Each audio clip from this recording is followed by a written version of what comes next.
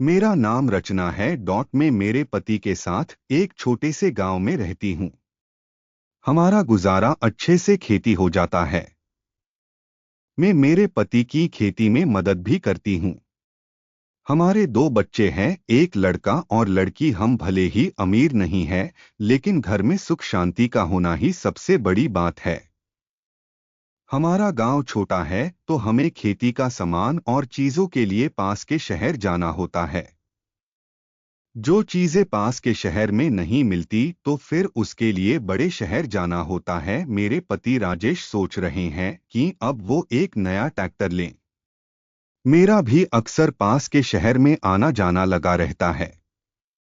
कभी घर के काम से तो कभी खेती और दूसरे कामों की वजह से मैं औसतन 7 दिन में एक बार शहर चली ही जाती हूँ। मैं जब भी शहर जाती हूँ, मैं वहाँ मंदिर के बाहर बूढ़े भिखारी बाबा से मिलती हूँ।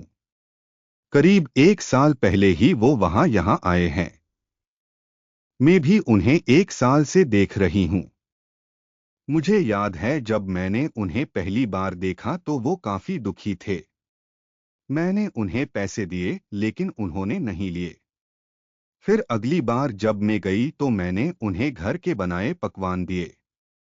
वो देखकर वो खुश हुए और बड़े चाव से खाए। तब से यह सिलसिला शुरू हो गया। मेरा जब शहर जाना होता, मैं उनके लिए जो भी घर में बनाया होता लेकर जाती। वो मुझे मेरे नाम से बुलाते हैं। इन 1 सालों में उन्होंने मुझसे बहुत बातें की। मेरा घर गांव कहाँ है, यह भी उन्हें पता है। मेरे पति नया ट्रैक्टर लेने बड़े शहर गए थे। में घर में मैं अकेली थी। वो करीब 3 से 4 दिन के बाद आने वाले थे। वो जिस दिन गए उसी शाम मुझे मेरे घर के बाहर वो बूढ़े बाबा दिखाई दिए। सारा दिन मैं खेतों पर थी, इसलिए मुझे पता नहीं चला। जब मैं शाम को आई तो मेरे घर के सामने वाले पेड़ के नीचे बैठे थे। उन्हें यहाँ देखकर मुझे अचंभा हुआ, क्योंकि 1 साल में कभी भी वो आए नहीं थे। मैंने उनसे पूछा कि बाबा, आप यहाँ कैसे? वो बोले, मुझे तुमसे कुछ बात करनी है, इसलिए आया हूँ। मैंने उस समय उनकी बात को हल्के में लिया और सबसे पहले उनके लिए कुछ खाने को घर से ले आई। हालांकि वो इतनी दूर से नहीं आए थे, लेकिन एक बुजुर्ग इंसान को थकावट ज्यादा होती है। कुछ खाने के बाद वो फिर बोले कि तुम्हें मेरे साथ कहीं चलाना होगा। मैंने पूछा, कहाँ? वो बोले कि पास है, सुबह निकलेंगे तो शाम के पहले आ जाएंगे। तुम्हारे गांव से बस का साधन भी मिल जाएगा। मैंने बोला, आप कहाँ जाने को बोल रहे हैं, बताइए। तो वो बोले कि मैं तुम्हें अभी नहीं बता सकता, बस तुम मेरे साथ चलो।